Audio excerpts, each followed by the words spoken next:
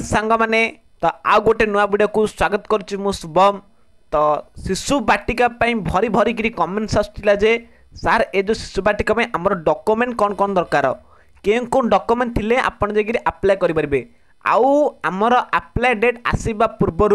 यही डॉक्यूमेंट गुड़ी को रेडी करके रखि था नहले बहुत असुविधा पड़े सांग मैंने एति मन रखि था जहाँ जहाँ डॉक्यूमेंट कौची गोटे गोटे कर सब डॉक्यूमेंट रेडी करूँ अप्लाई डेट बाहर मात्र आपन टाइम मिलना ना से एबेठू ए डॉक्यूमेंट गुड़ी को रेडी कर रखि था यहाँ गोटे चाकरी कथा तो से सांग मैंने खाम ख्याल उड़ेबे ना वीडियो को पूरा लास्ट पर्यटन देखिए बहुत बड़ बड़ बड़ बड़ इनफॉरमेशन मुझे रखी पूरा सांग मैंने तो डेरी नक सांग मैंने पूरा वीडियो को आरंभ करवा चलतु।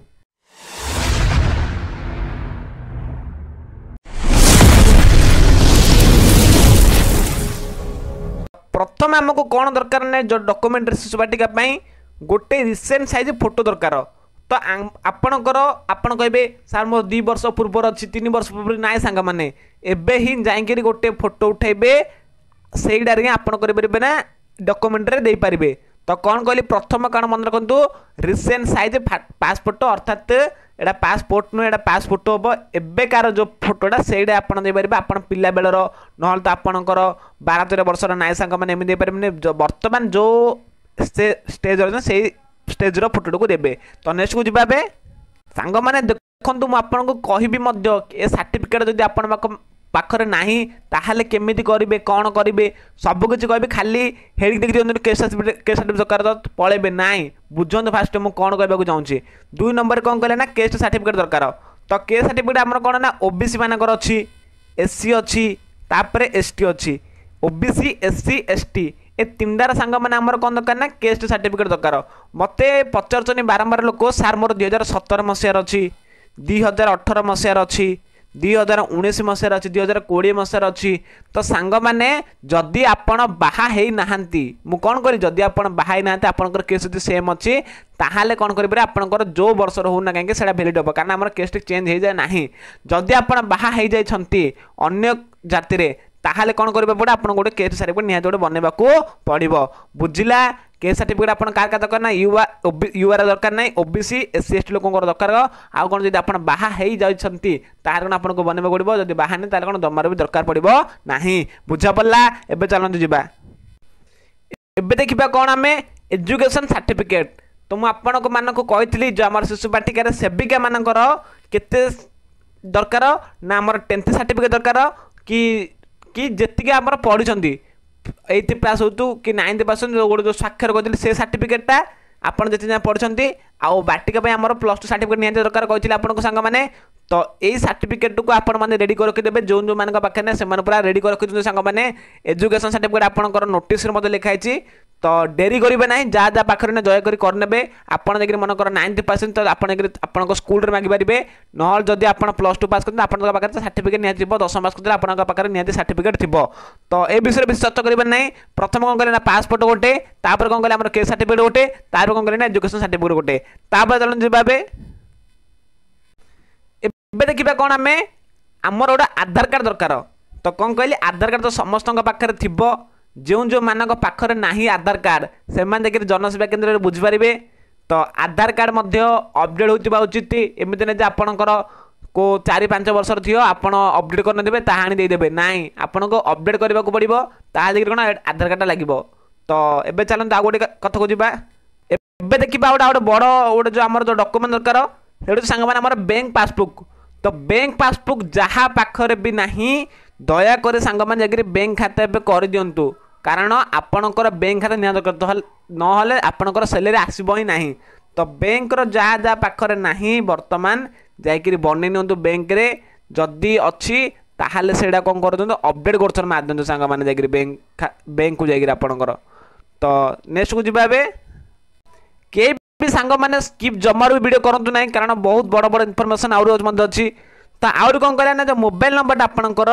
सेटा कौन हो ना बहुत लिंक होते आधार को बैंक पासबुक को लिंक होते अच्छे तार अर्थ कौन मनकर मुझे मोबाइल व्यवहार करुँच तो मोबाइल नंबर कौन मोर आधार कार्ड थी लिंक होता उचित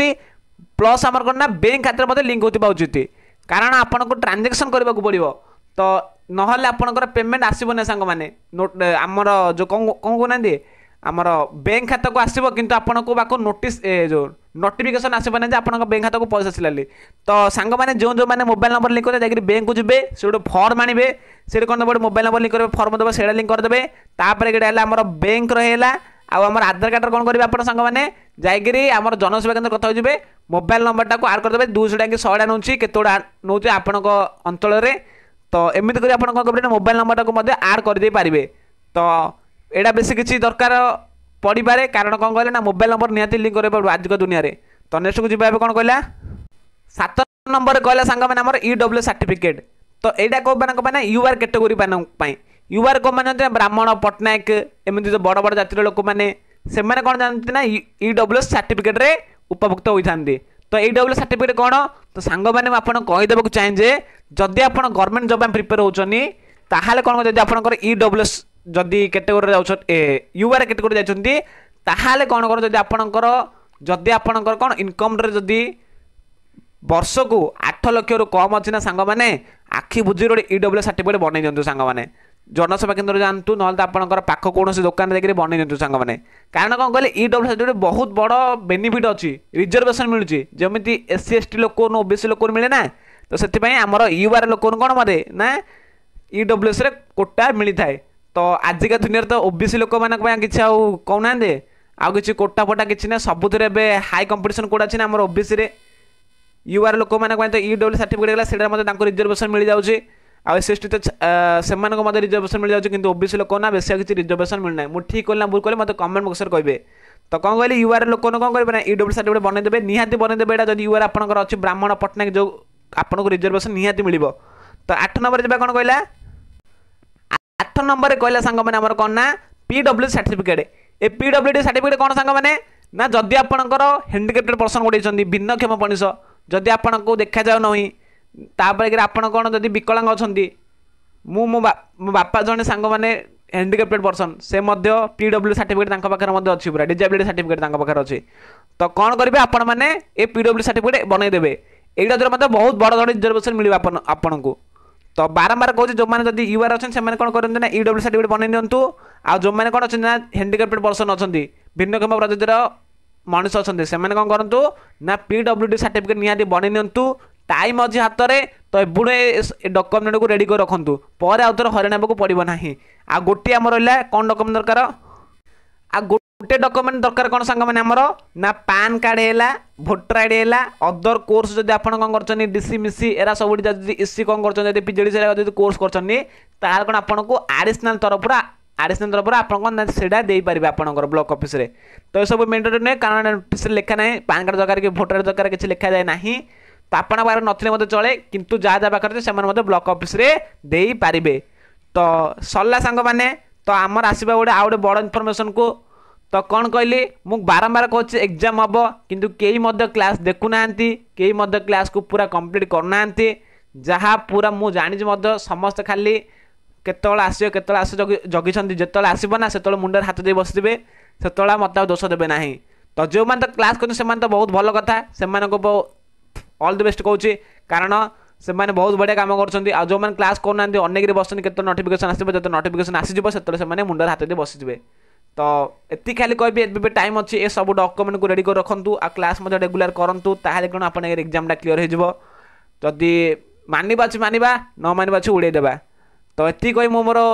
जो भिडियोटा थी से शेष कर जय हिंद वंदे मातरम।